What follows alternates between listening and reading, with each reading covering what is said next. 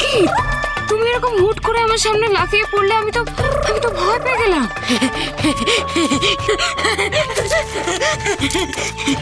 কি তুমি ঘুরে ঘুরে কি দেখছো?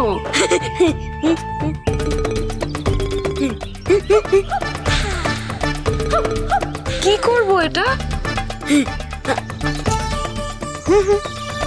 আমাকে খেতে বলছো? আচ্ছা, খাচ্ছি।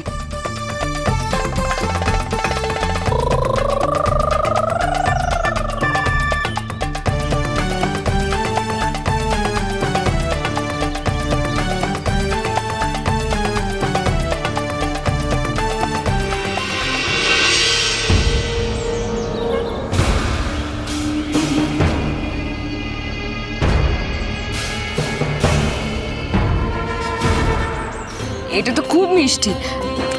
তুমি না খুব ভালো। কি করছো? আরে কি করছো তুমি?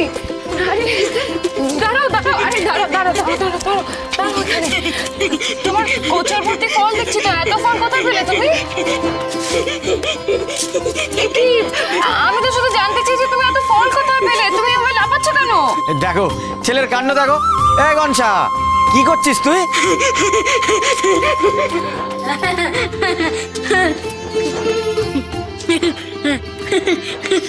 কি কি করব?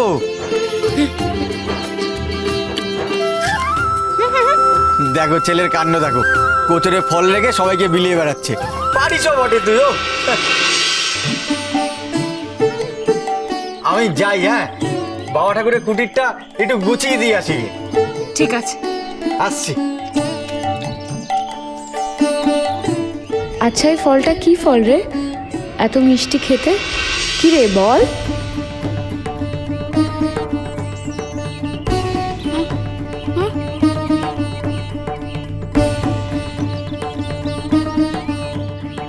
কি হলো বলছো না কেন?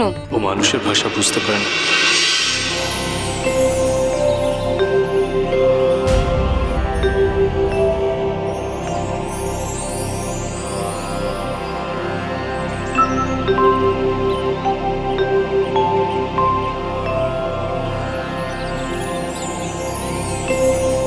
ও মানুষের ভাষায় কথাও বলতে পারে না। সে কি? কোনো এক অজ্ঞাত কারণে ও জঙ্গলে বন্য প্রাণীদের মাঝে বড় হয়েছে। তাদের ভাষা ও বুঝতেও পারে, বলতেও পারে রে। তবে তবে মানুষের ভাষা বোঝার মতন জ্ঞান ওর এখনো হয়নি। এই কি তবে সেই নতুন লোক যাকে বামা আশ্রয় দিয়ে রেখেছে রোগ সারাবার নাম করে? কটকা কটকা লাগছে, মনে অন্য সন্দেহ উকি দিচ্ছে।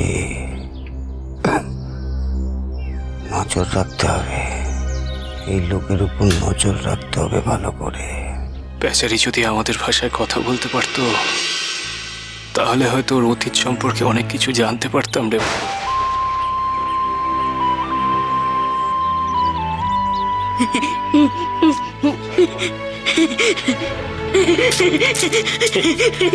কি হচ্ছে? কি করবো? খাবো? ওরে বাবা, না রে না, আমি এখন ওই আসনে পুজো করবো, বুঝিস?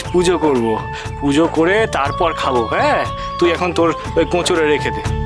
হুম হুম, ঢুকিয়ে রাখো।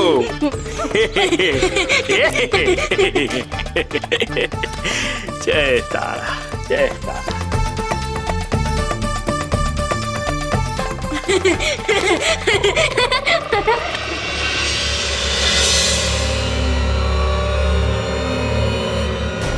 আরে বাপরে বাপরে বাপরে, এই হতচ্ছাড়া ছেলে বারবার আমার পথের কাঁটা হয়ে দাঁড়াচ্ছে। কি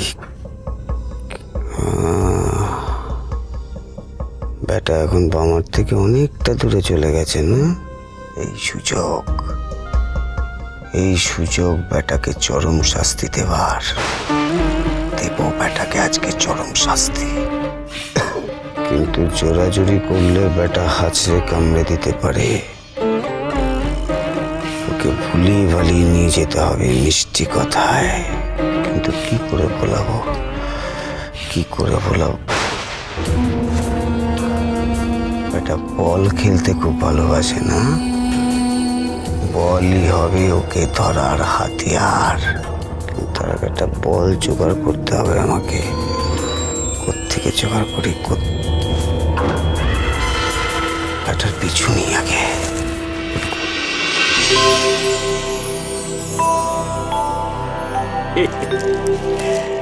জয় তারা,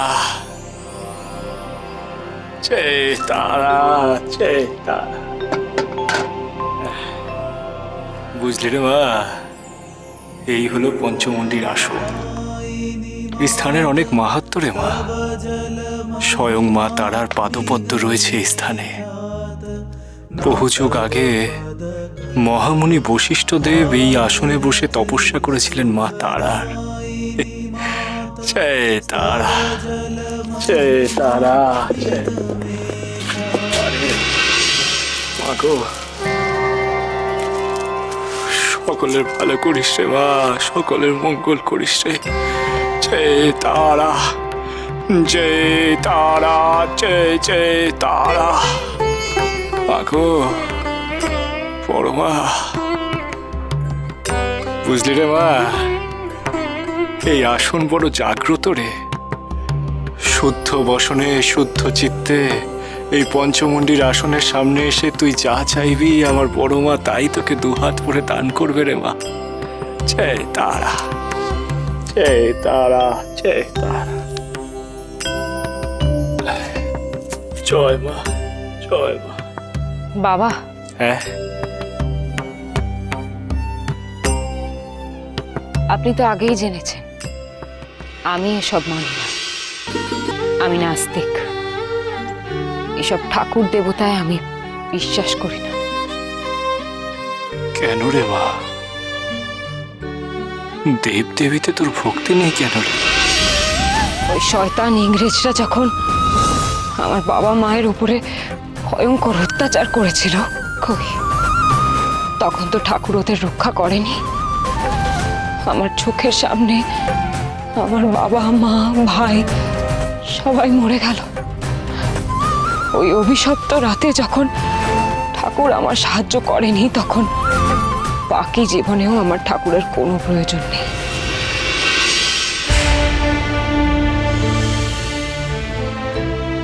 মানুষের জীবনে ভালো এবং খারাপ দুই ঘটে রে মা। আর তা কে ঘটায় জানিস? নিয়তি। আর তা কেন ঘটায় জানিস? যাতে মানুষ তার মূল লক্ষ্যে পৌঁছাতে পারে। আমি জানি রে মা, আমি জানি যে এইসব এখন তুই বুঝবি না। তোর মনে ঈশ্বরের প্রতি ভক্তি আসবে না, বিশ্বাস আসবে না। কিন্তু একদিন না একদিন তুই ঠিক বুঝবি রে মা, যে ঈশ্বরের হিসেব কতটা সঠিক। বাবা, মারে, আমার বড় মা যার জন্য যা করেন সবটাই তাদের মঙ্গলের জন্য করেন রে মা।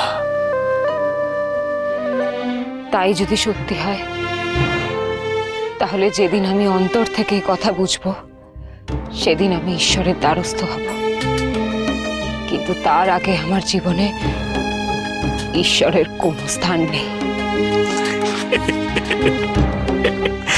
তার এখন কোনো প্রয়োজনও নেই রে মা। যখন যা হবার তখন ঠিক তা হয়ে যাবে। মহাপীঠ